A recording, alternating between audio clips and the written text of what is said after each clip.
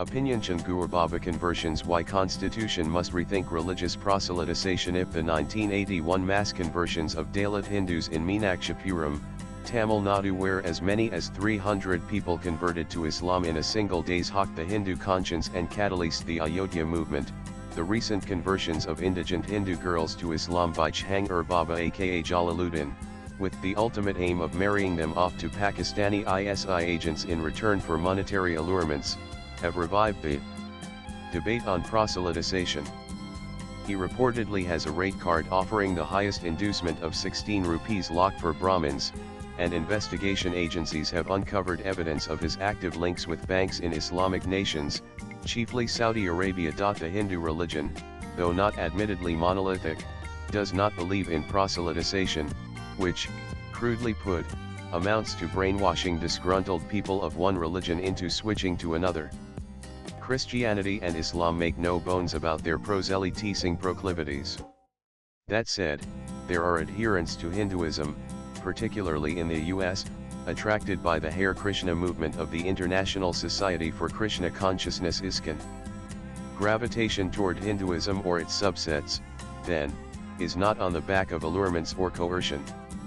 This is as it should be. The relevant part of Article 25 of the Indian Constitution reads: one subject to public order, morality, and health, and to the other provisions of this part, all persons are equally entitled to freedom of conscience and the right freely to profess, practice and propagate religion. Point 2. Nothing in this article shall affect the operation of any existing law or prevent the state from making any law regulating or restricting any economic, financial, political, or other secular activity which may be associated with religious practice, providing for social welfare and reform, or the throwing open of Hindu religious institutions of a public character to all classes and sections of Hindus. The nub is the word propagate.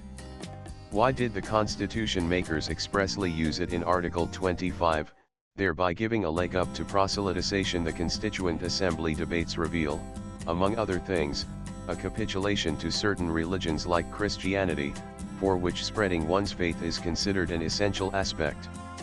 The right to propagate can also be seen as an extension of an individual's freedom of conscience, the inner freedom to mold one's relationship with God or creatures in whatever way one desires.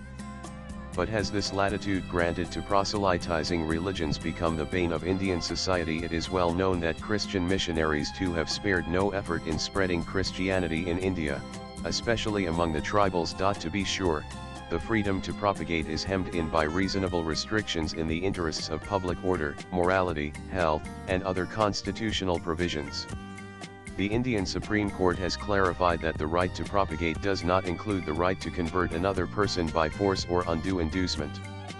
In a catena of cases, including Reverend Stanislaus v. State of Madhya Pradesh 1977, the Supreme Court upheld laws prohibiting forced conversions. In India, people take a foot when given an inch.